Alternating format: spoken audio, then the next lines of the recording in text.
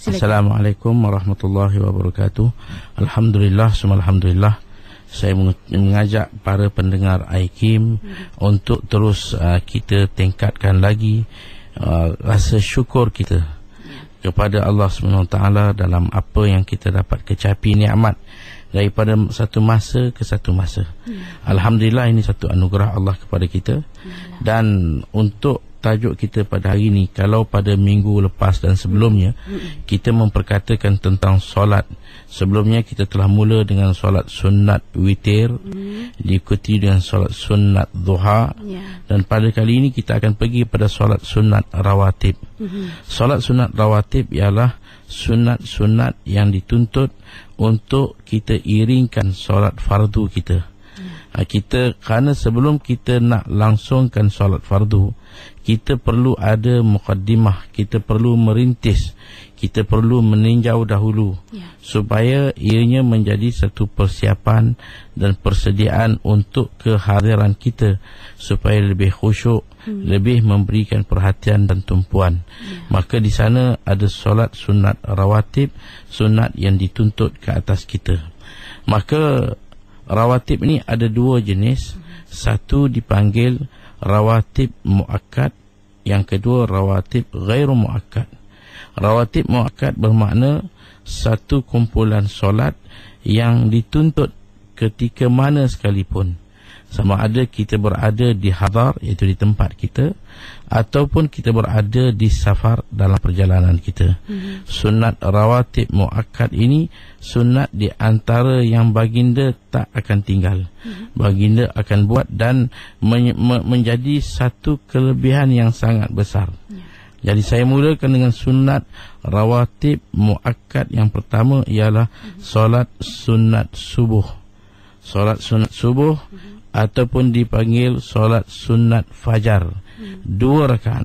Bila masuk saja waktu ataupun terbit saja fajar, masuk saja subuh, kita akan kedengaran azan. Kemudian sementara kita nak melakukan solat fardu, maka di sana dituntut kita solat 2 rakaat. Sunat itu dipanggil sunat subuh, ataupun setengah tempat dipanggil sunat fajar. Kerana kita di Malaysia, kita panggil solat subuh. Di pada setengah negara, dia panggil solat fajar. Jadi kalau solat fajar, sunat fajar. Kalau solat subuh, sunat subuh. Dua-dua ni adalah satu. Dalam satu fadilat hadis, baginda Rasulullah bersabda, raka'atan fajri khairun minad dunya wa ma fiha. 2 rakaat sunat fajar atau sunat subuh lebih baik daripada dunia dan segala isinya. Kenapa? Kerana ganjarannya akan kekal, sedangkan dunia dan segala isinya akan musnah, akan fana, akan binasa. Maka dengan sebab itu, utamakanlah, jadikanlah sebagai satu daripada program agenda solat dalam mentahsinkan ibadat kita, solat sunat subuh. Bahkan kalau kita tidak berkesempatan tersampai di masjid, iqamat sudah pun diungkapkan oleh Bilal, imam pun sudah berada di depan, kita langsung solat dengan imam. Habis solat, kita masih lagi mempunyai ruang untuk kita buat sunat subuh tadi, sehinggalah matahari terbit, iaitu berakhirnya waktu subuh. Masih boleh kita buat walaupun selepas solat fardu subuh. Boleh, tidak ada masalah. Itu dia mukadimah berkenaan tajuk kita pada pagi ini bersama Ustaz Razli Limani, membincangkan topik solat sunat rawatib. InsyaAllah sebarang persoalan kami buka talian 0362051500, atau juga boleh hantarkan menerusi Facebook IKIM FM. Satu persoalan dari saya, Ustaz, bagaimana jika solat sunat fajar atau solat sunat subuh itu dikerjakan sebelum azan subuh? Adakah dibenarkan?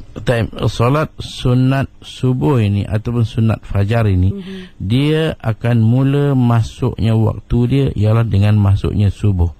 Jadi apa yang perlu ialah kita kena pastikan waktu sudah masuk ataupun belum. Kadang-kala waktu masuk, kita dengar azan, waktu dah masuk. Mungkin ada setengah masjid agak kelewatan azan, mungkin Bilal sakit perut ke apa ke, dia terlambat azan, waktu dah masuk 10-15 minit dah masuk, kita tengok waktu, kita takwim kita ada waktu sepatutnya dah azan tapi belum lagi, maka boleh kita solat walaupun belum azan. Saya insya-Allah. Dan kita buka persoalan kita mesti talian. Assalamualaikum. Hello. Ya, Assalamualaikum. Siapa di talian? Waalaikumsalam. Ini IAM Saya betul. Siapa di talian? Boleh saya cakap dengan Ustaz? Saya Liza daripada Johor. Teruskan Liza bercakap dengan Ustaz. Okey. Assalamualaikum Ustaz. Waalaikumsalam warahmatullahi. Ya. Saya nak tanya pasal solat sunat subuh ni kan. Kalau kata malam tu kita tertidur, isyak tu kita tak sempat semayang lah dalam waktu isyak tu, maknanya kita kena qada fardu isyak kan? Ya. Jadi kita dah masuk bangun dalam waktu subuh, kita boleh tak buat solat sunat subuh, lepas tu kita solat subuh baru kita qada fardu isyak? Lagi satu soalan saya, macam kita bawa kereta, dalam kereta kita ada Quran, boleh tak kita baca Quran tu ataupun kita pegang Al-Quran tu tanpa wuduk? Baik, itu saja ya. Terima kasih. Terima kasih. Assalamualaikum. Salam. Ustaz nak jawab dulu. Baik. Mengenai dengan kita satu orang macam mana dikata di sini tertidurlah lepas maghrib, ngantuk sangat tidur, sekali jaga subuh. Jadi mandangkan subuh ni waktunya agak panjang. Kalau kita katakan sebagai contohnya sekarang, kalau pukul 5.45, 50 subuh masuk, dia berakhir dengan 7.30 mungkin terbit matahari. Bila waktu yang panjang ini, maka seeloknya secara susunan kita mulakan dengan qada isyak dulu. Buat qada isyak 4 rakaat, lepas itu barulah kita buat sunat subuh dan kita buat fardu subuh.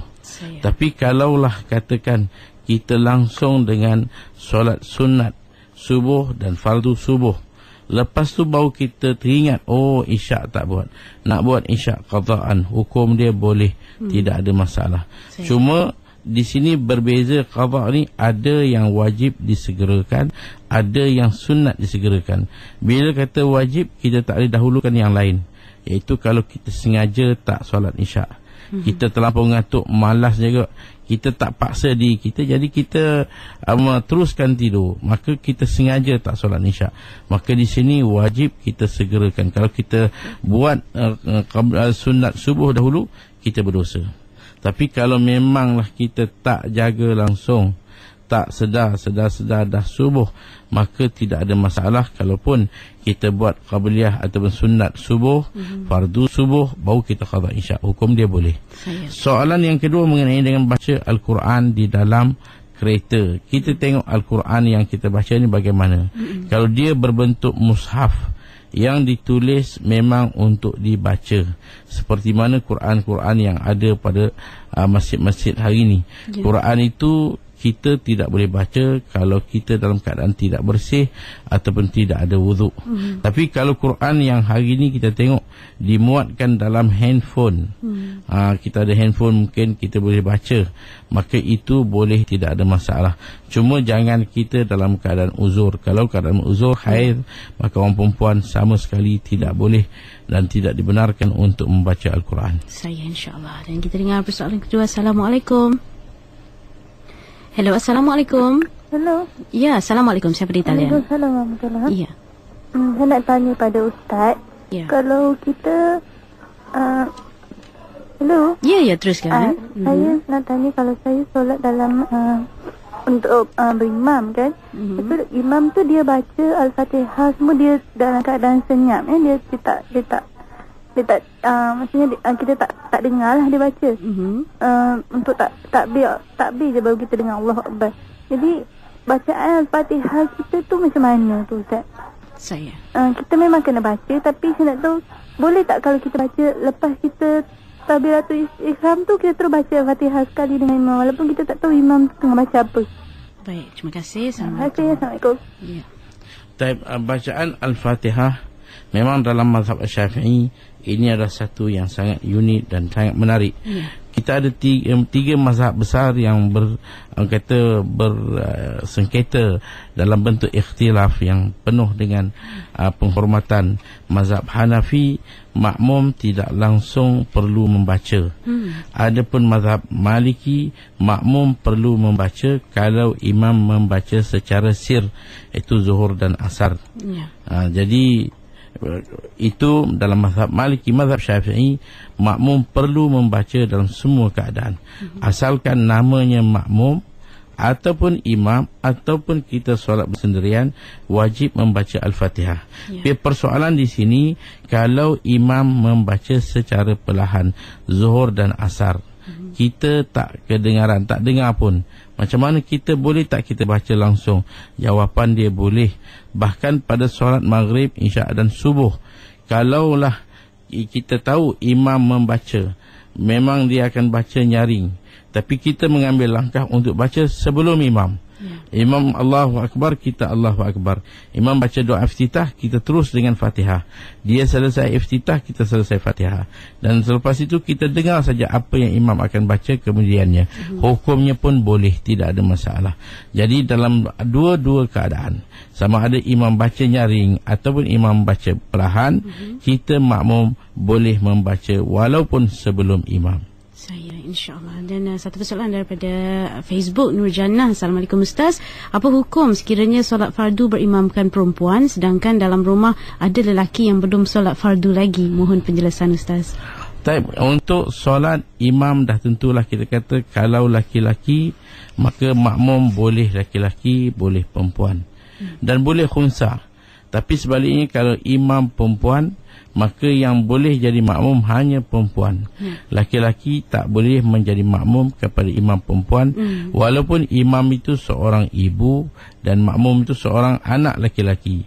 Kalau anak laki-laki yang belum mumayyiz, kita asuh dan didik dia untuk dia belajar solat, maka itu tak ada masalah. Tapi kalau sudah mumayyiz dan dia memang kita kata umur 7 tahun dah kita suruh dia solat, umur 10 tahun dah kita rotan dia kalau dia tak solat. Sekarang anak ni mungkin dah mempunyai kemampuan untuk solat, dia tahu bacaan segalanya, maka dia tidak boleh menjadi makmum kepada imam. Jadi imam ibu, anak makmum tak sah. Melainkan naknya kita, kalau anak tu dah boleh, maka anak tu imam, ibu tu makmum. Melainkan kalau ibu, kita kata anak belum mumayyiz, itu tak ada masalah. Ataupun anak perempuan kepada ibu, itu boleh, tak ada masalah. Saya, insyaAllah. Dan ini pula dari Suhaiza Saad, bertanya pada Ustaz, bagaimana sebenarnya disebutkan solat sunat rawatib sebelum ataupun selepas solat fardu itu? Solat sunat rawatib macam mana saya sebut tadi, kita ada dua, satu muakkad, satu lagi ghairu muakkad. Muakkad ni suatu yang dituntut, yang mana kalau kita lihat dia sebagai satu sunnah yang baginda tidak akan tinggal, sama ada baginda berada di tempat baginda ataupun baginda berada dalam perjalanan. Sebagai contoh tadi kita kata sunat sebelum subuh 2 rakaat. Contoh yang lain, sunat sebelum dan selepas Zuhur 2 dan 2, itu juga sunat muakkad. Dan solat sunat selepas maghrib, solat sunat selepas isyak. Jadi ini adalah jumlah muakkad 10 rakaat. 2 rakaat subuh, 2 rakaat selepas maghrib, 2 rakaat selepas isyak, 2 rakaat sebelum dan selepas zuhur. Ini muakkad, suatu solat yang baginda tak pernah tinggal dan jarang baginda tinggal, dan mengambil satu sikap sungguh istiqamah baginda dalam sunat rawatib ini. Saya, kalau begitu boleh kita bertanya juga Ustaz, sekiranya solat subuh, fardu subuh itu diqadha, apakah juga boleh diqadha solat rawatib itu sekali? Kalau katakan kita terlewat, jaga dah pukul 8, jadi kita kena qadha subuh. Jadi bolehkah kita qadha subuh dan sunat subuh? Jawapan dia boleh. Hukum dia wajib qadha solat fardu subuh, sunat qadha solat sunat subuh. Jadi solat sunat, sunat qadha, solat wajib, wajib qadha. Saya, itu dia insyaAllah antara persoalan awal dalam tajuk kita solat sunat rawatib pagi ini bersama Fadil Ustaz Muhammad Fazli Al-Yamani. InsyaAllah kita akan berkongsi lebih banyak lagi persoalan selepas ini di talian 0362051500 atau juga menerusi Facebook IKIM FM. Terus kembali bersama di IKIM FM, pelan tama anda. Teruskan kesetiaan anda bersama kami hanya di IKIM FM. Pilihan utama anda, saya Faiz Haji Osman, semestinya dalam Ekspresi IKIM FM. Always stay tuned to IKIM FM for bringing to you only the best on your primary station. On English section every Sunday with me, Mazlina Ismail. Terima kasih kerana terus bersama kami di Radio Institut Kefahaman Islam Malaysia IKIM FM, pilihan utama anda. Bertemankan saya Syafiq Zulkifli, insyaAllah dalam Inspirasi sehingga jam 10 malaman. Serokai Taman Ilmu bersama penyampai-penyampai IKIM FM dengan hiburan mendidik jiwa. Hanya di IKIM FM, pilihan utama anda.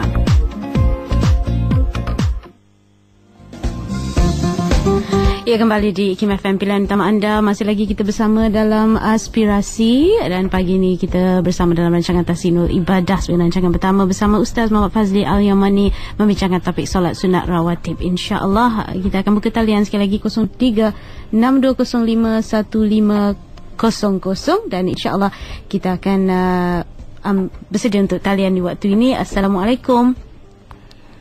Hello, Assalamualaikum.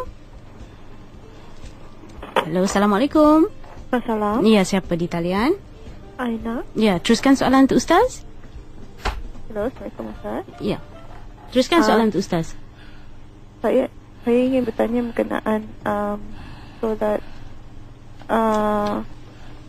Hello. Ya, teruskan. Belum siap. Hello, Assalamualaikum. Hello, Assalamualaikum. Ya, Waalaikumsalam. Siapa di talian? Saya Zainia. Ya, teruskan. Saya ingin bertanya dengan Ustaz. Ya.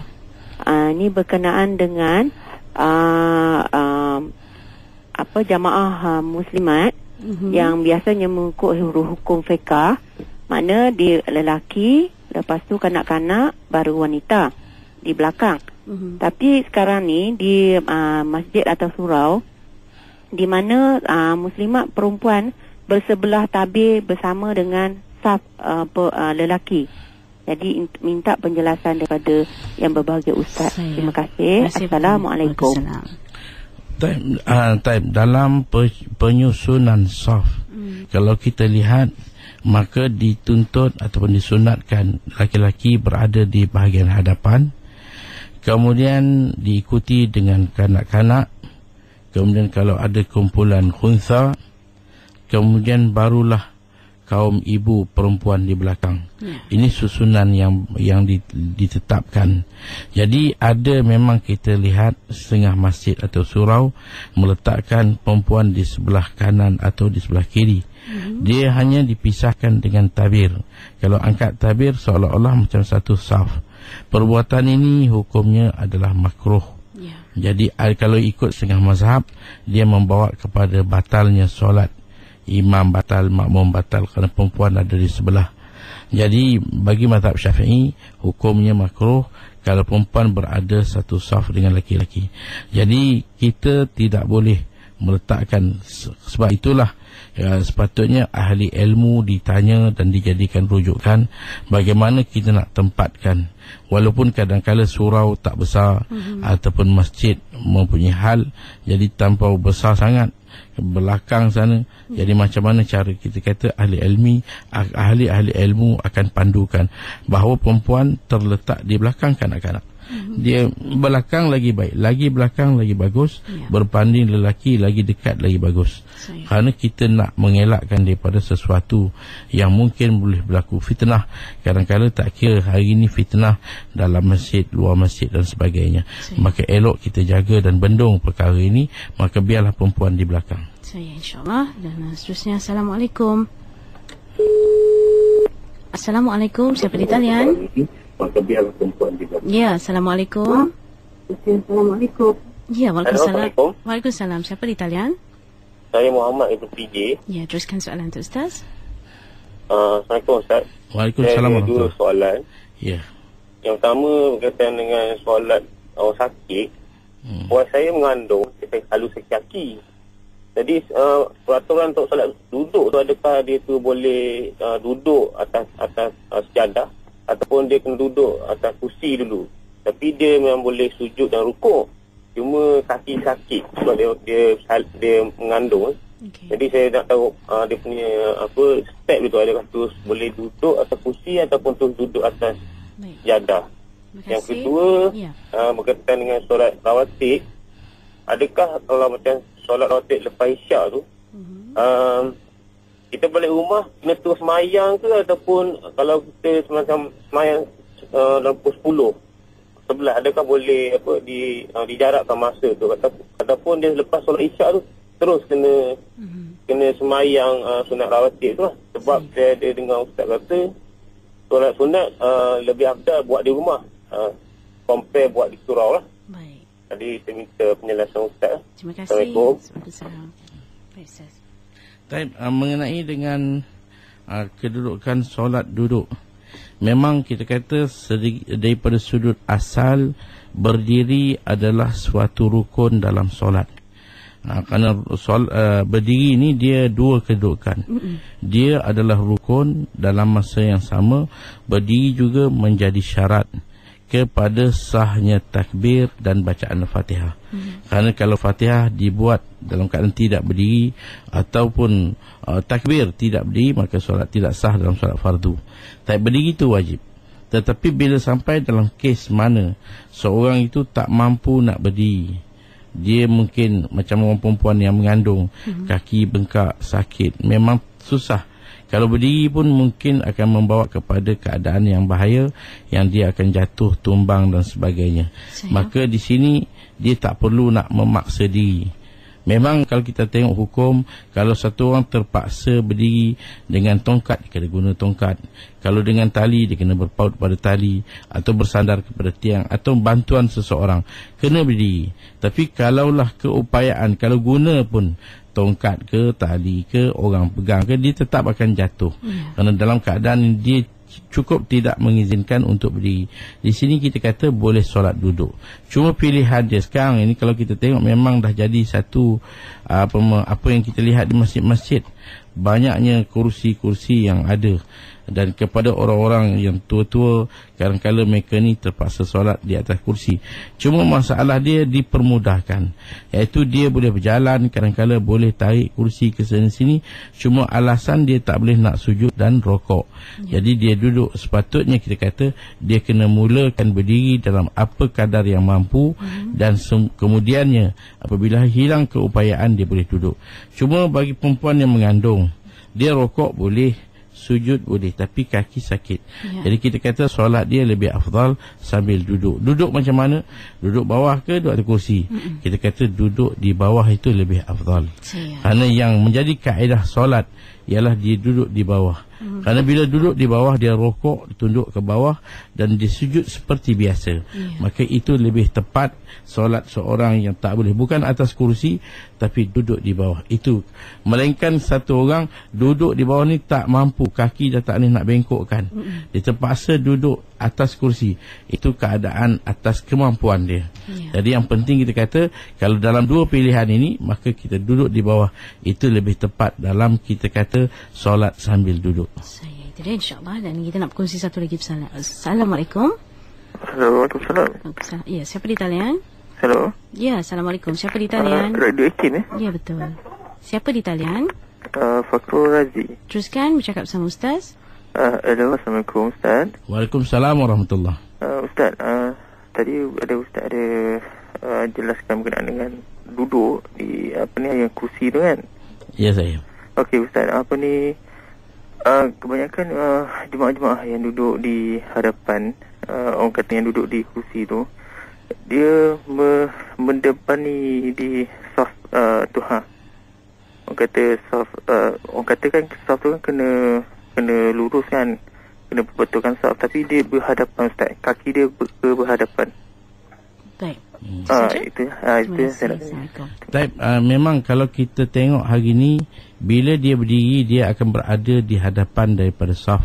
Cuma dia tidak berada di depan imam. Kerana selagi tak berada di depan imam, maka solat dia tetap sah. Kalau dia pergi berdiri sama dengan imam pun tak apa. Jadi kalau depan sikit daripada makmum tapi masih belakang daripada imam, solat dia sah.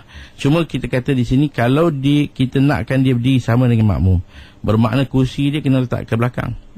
Bila kursi letak ke belakang, tempat yang di belakang kursi itu akan terganggu pula makmum tu. Macam mana dia nak rokok nanti, nak sujud takkan nak sujud macam mana, kursi sudah menghalang dia. Maka dia pun nak kena ke belakang. Akhirnya bukan satu saf, 2 saf, 3 saf. Selama mana ada saf, semuanya terganggu dengan sebab satu orang uzur. Jadi kita kata biar dia satu orang saja dia berada ke depan, yang jemaah lain, saf lain semua sempurna, tidak ada masalah. Jadi dia berada di depan tu pun masa berdiri. Bila dia duduk nanti, dia dah sama dengan jemaah, maka itu tidak ada masalah. Kerana nak jaga meraih. Sebab itu kalau dia duduk, maka tak timbul masalah sama sekali. Kerana kerusi inilah yang menjadi penghalang sedikit kepada kedudukan jemaah. Jadi walau bagaimanapun tidak menjadi masalah dan solat masih sah. Saya insyaAllah. Kita kongsi lagi perkongsian menerusi Facebook. Fisha Sariman bertanya, Ustaz, Assalamualaikum. Sekiranya bangun pagi dalam pukul 5.30 pagi, waktu tu belum solat subuh, belum azan, apa solat yang terbaik boleh dilakukan sementara menantikan solat sunat subuh katanya? Kalau kita bangun sebelum masuknya subuh, itu sebelum terbitnya fajar, kita boleh buat apa solat itu masih dikira waktu tahajud. Jadi nak buat solat apa pun boleh. Mungkin seeloknya kita isikan dengan solat taubat, dan solat hajat, dan solat-solat sunat yang lain, yang dipanggil solat-solat ini sebagai solat tahajud yang dibuat. Ataupun kita tutup, kalau kita belum buat witir, kita boleh buat witir 3 rakaat 2 salam. Apa saja solat sunat yang kita boleh buat, maka itu sebenarnya masih dikira waktu dalam lingkungan tahajud. Kerana belum masuk subuh, boleh kita buat apa saja. Terutama mungkin kita bangun, kita ambil uduk, kita buat sunat uduk, kemudian kita boleh buat sunat hajat, kita boleh buat sunat taubat. Apa pun, segala-galanya masih terbuka. Saya insyaAllah. Dan ini pula satu lagi persoalan dari Tamplung Laili. Bagaimana nak melakukan solat sunat rawatib bila bermusafir dan melakukan solat jamak?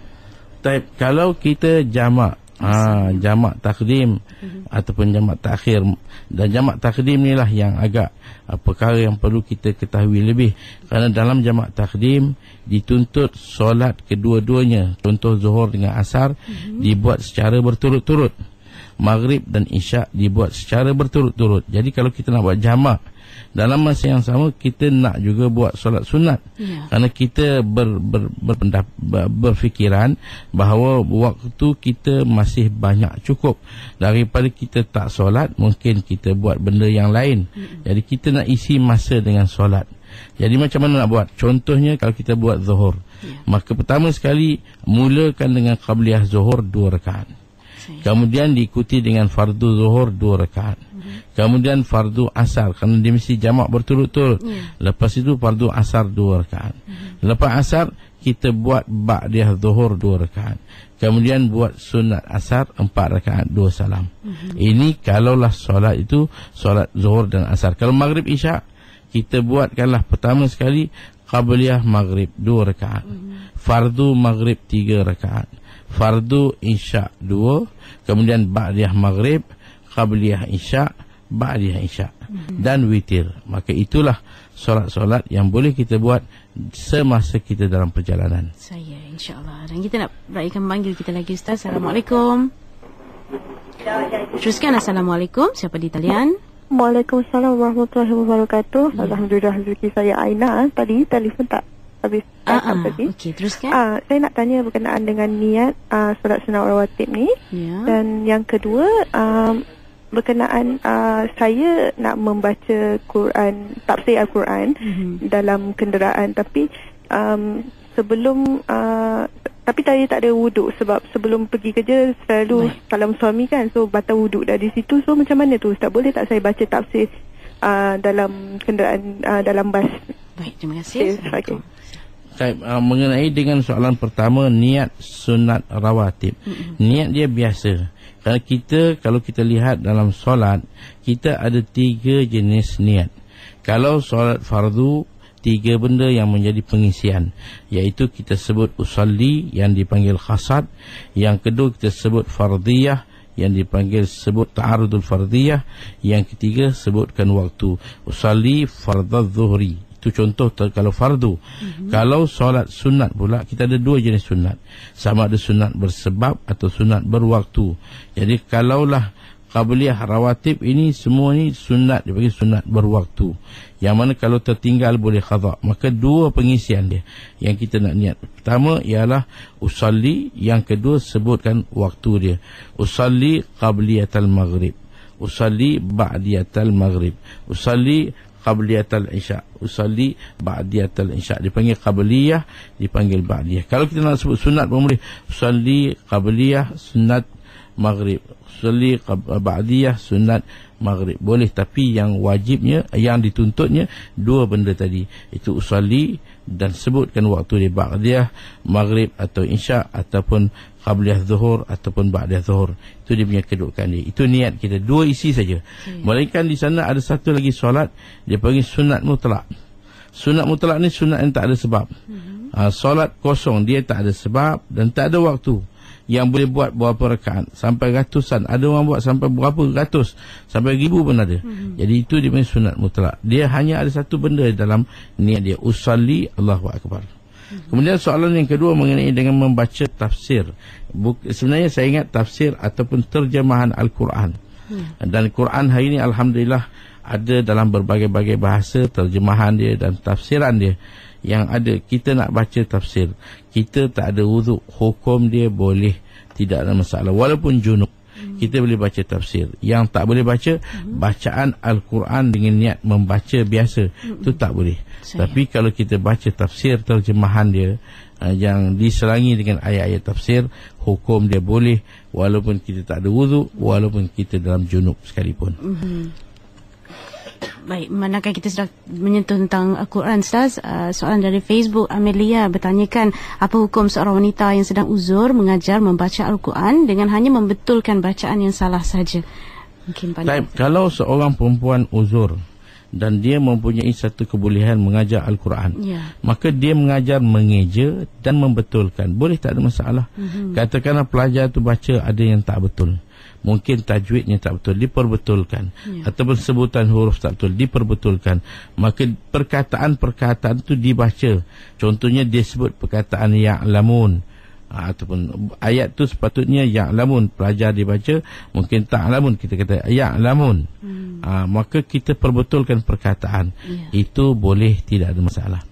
InsyaAllah. Kita akan berhenti rehat sekali lagi, InsyaAllah beri ruang rehat pada Ustaz, dan kembali lagi selepas ini masih lagi berbicara tentang salat sunat rawatib hanya di IKIM FM, pilihan utama anda. The word hadith linguistically is the opposite of old, meaning it must be new. So hadith is something which is new, and it comes from the word hadatha, which means to happen. So literally hadith is something that happened, or something that was said. Whoever preserves or saves or looks after for my nation 40 hadith from this religion of ours, Allah will resurrect him on the Day of Judgment as a jurist and as a scholar. Assalamu alaikum, I'm Abdulaziz Ahmed Fredericks. Join me on 40 hadith produced by Sister Maslina Ismail every Sunday at 5 p.m. only on IKIM FM. Hanya di IKIM FM, pilihan utama anda. Terus bersama dengan saya, Maslina Ismail, insyaAllah. Kita masih lagi bersama dengan Ustaz Al-Fazli Al-Yamani, dan insyaAllah kita akan terus mengambil soalan daripada talian 0362051500. Assalamualaikum. Waalaikumsalam. Ya, siapa di talian? Saya ni Hajar Fatimah. Saya nak tanya tentang yang sunat zawal, pukul berapa dan berapa rakaat. Solat sunat apa tu? Terima kasih. Saya sama. Mengenai dengan sunat zawal. Sunat zawal ini adalah sunat yang kita lakukan selepas mana tergelincir matahari dan sebelum masuknya zuhur. Iaitu waktunya cukup singkat. Sekurang-kurangnya 2 rakaat. Kita boleh buat 2 rakaat saja. Sebelum solat fardu zuhur dan selepas kegelinciran matahari. Kita kena tengok betul-betul lah matahari di atas, dan kita letak satu tanda ke apa ke, maka kita tengok bila matahari terpacak. Itu haram. Itu dipanggil waktu istiwa. Waktu itu haram untuk kita melakukan solat. Bukan sekadar haram, bahkan tidak sah. Itu waktu istiwa dipanggil, di mana waktu itu kita tak dibenarkan melakukan apa solat pun. Jadi masalah dia ialah selepas istiwa, kecuali hari Jumaat. Hari Jumaat tidak ada haram. Jadi selepas istiwa, mana matahari akan mula tergelincir. Bila dia tergelincir sebelum masuknya zuhur, adalah satu tempoh yang singkat. Itu dipanggil sunat zawal. Maka boleh buat sekurang-kurang 2 rakaat. Terima kasih. Assalamualaikum. Siapa di talian? Mesti dia. Assalamualaikum. Itu dipanggil sunat zawal. Ya, Assalamualaikum. Siapa di talian? Assalamualaikum. Waalaikumsalam warahmatullahi. Siapa di talian? Ali daripada KL. Ya, terus bersama Ustaz. Okey, saya nak tanya Ustaz. Kalau kita nak qada solat yang dah tinggalkan 4-5 tahun yang lepas, let's say solat maghrib atau isyak, kita kena qada 2 rakaat ke 4 rakaat? Dan soalan kedua, betul ke kita boleh solat masa-masa kita tengah drive kenderaan? Terima kasih. Assalamualaikum. Yes. Solat yang kita kena qada. Kalau solat tu maghrib tentulah 3, kalau isyak adalah 2. Adalah 4, minta maaf. Adalah 4. Jadi kalau katakan mungkin solat yang kita tinggal ini semasa kita berada dalam musafir, kita tak solat. Mungkin dah lama kita buka diary tengok, ada hari ni kita tak solat sebab tunggu flight dan sebagainya, dalam check-in sampai kita tak solat. Sekarang sedar, maka kita nak qada berapa? Jawapan dia kena qada 4. Walaupun kita tinggal semasa musafir, tapi bila kita dah mukim, kita kena qada dia 4. Kalau maghrib 3, subuh 2, macam biasa. Dia tidak ada beza solat. Melainkan kalau kita qada solat yang kita tinggal dalam safar, di dalam safar yang lain.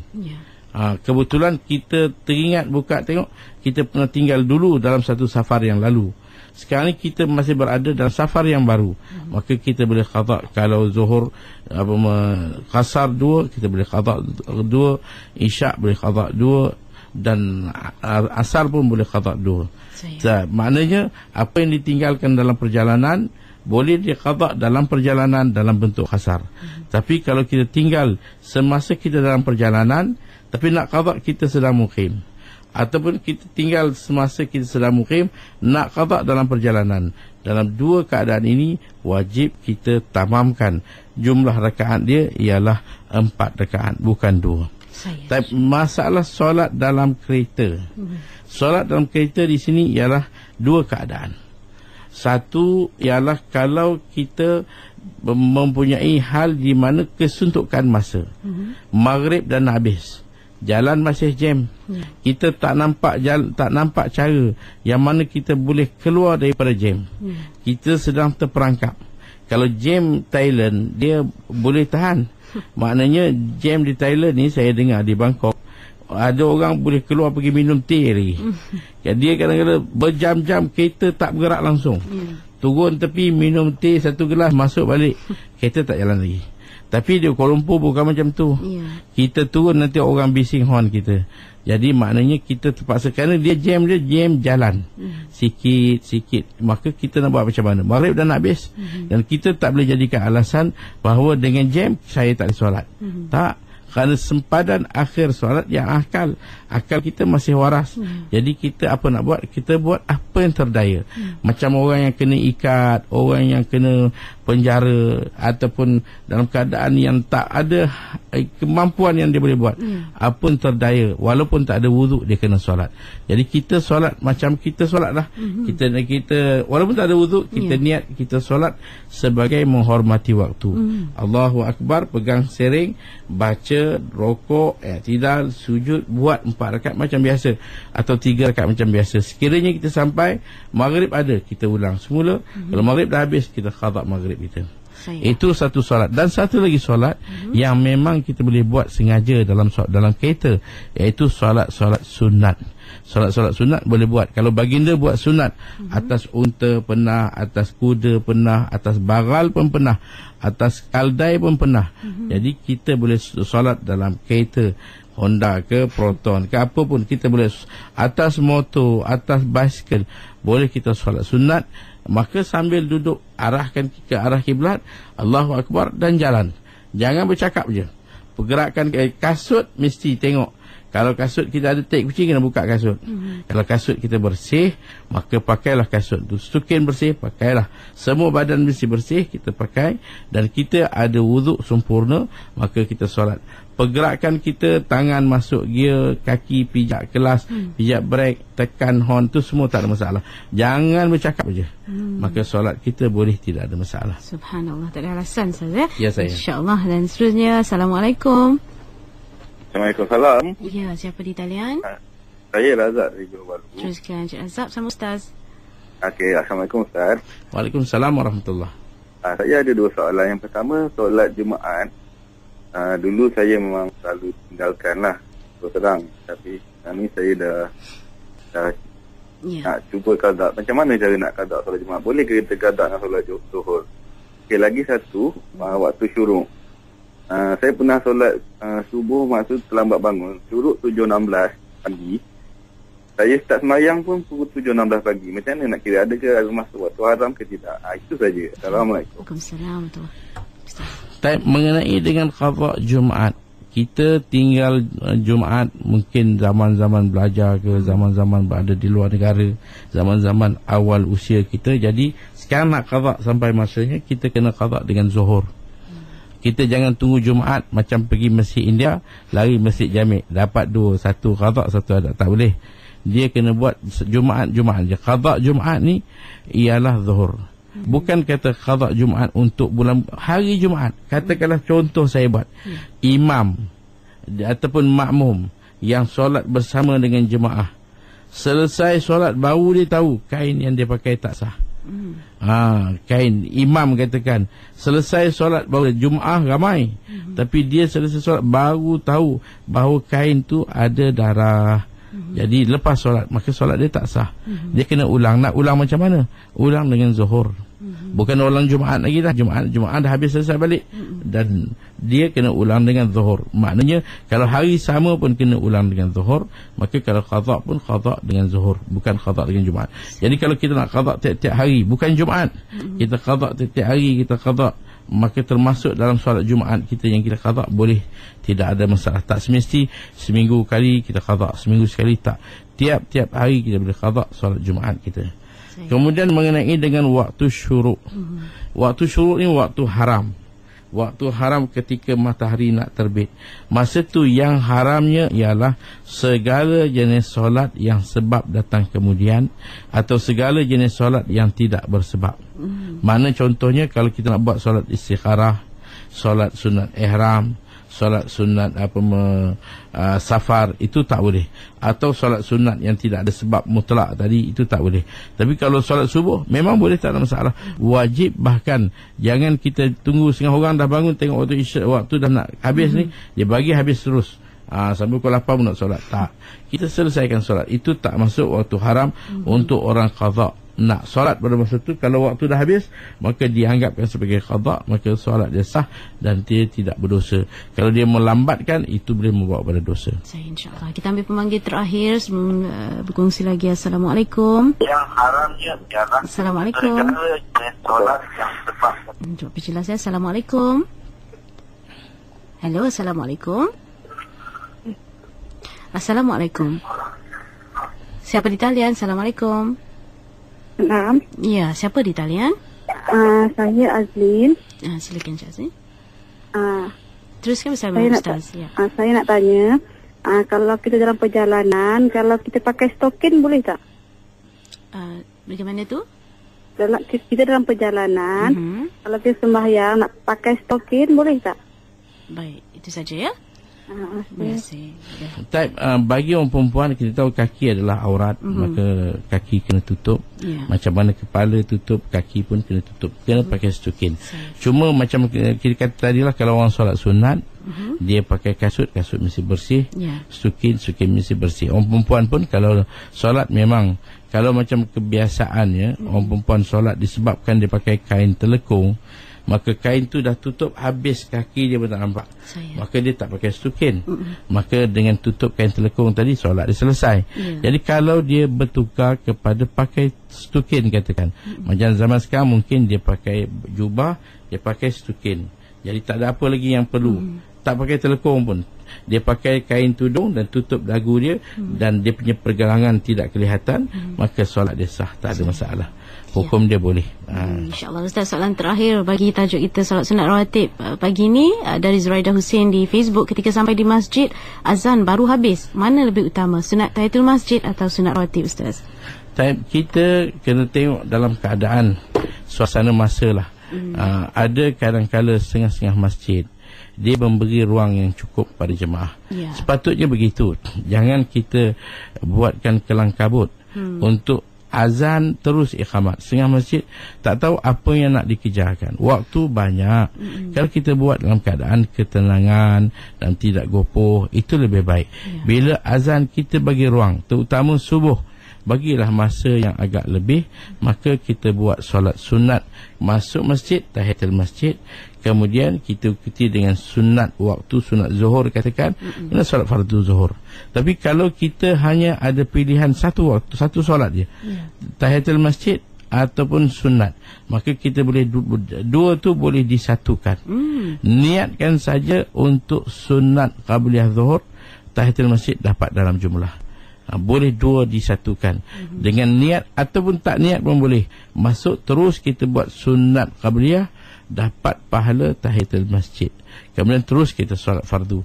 Bahkan kalau kita masuk untuk solat, ketiba di mana iqamat sudah, berjemaah sedang solat fardu, kita terus masuk solat fardu, dapat kita pahala tahiyatul masjid. Jadi tahiyatul masjid tetap kita ada, insya-Allah. InsyaAllah. Dan Ustaz mungkin sebagai penutup pada topik kita. Alhamdulillah, alhamdulillah, saya mengajak para jemaah sekalian, marilah kita bila dengar pengajian-pengajian seperti ini, untuk kita tingkatkan, ambil satu langkah untuk kita maju dan maju. Macam tadi rawatib, ini amalan sunat yang baginda tidak tinggal. Kalaulah kita kasih, disebut kasih kepada baginda ni perlu ada bukti dia, maka bukti dia ialah dengan beramal dengan sunnah-sunnah baginda. Apa sunnah yang ada selain pada sunnah makan, minum dan sebagainya? Sunnah iaitu solat sunat, solat sunat yang kita panggil rawatib, yang saya sebut sebagai sunat muakkad. 2 rakaat selepas maghrib, 2 rakaat selepas isyak, 2 rakaat sebelum dan selepas zuhur, 2 rakaat sunat subuh. Ini jagalah sepanjang hidup kita, insya-Allah ianya akan membawa kebahagiaan, keberkatan hidup, insya-Allah. Amin, insya-Allah. Kita doakan dan kita nak ucap terima kasih kepada Ustaz yang sudi bersama lagi untuk Tazinul Ibadah minggu ini. Kita doakan kesejahteraan, kesihatan, kelapangan Ustaz untuk menyambung pada minggu hadapan. Dan insya-Allah sehingga itu, Assalamualaikum warahmatullahi wabarakatuh. Waalaikumsalam warahmatullahi taala wabarakatuh.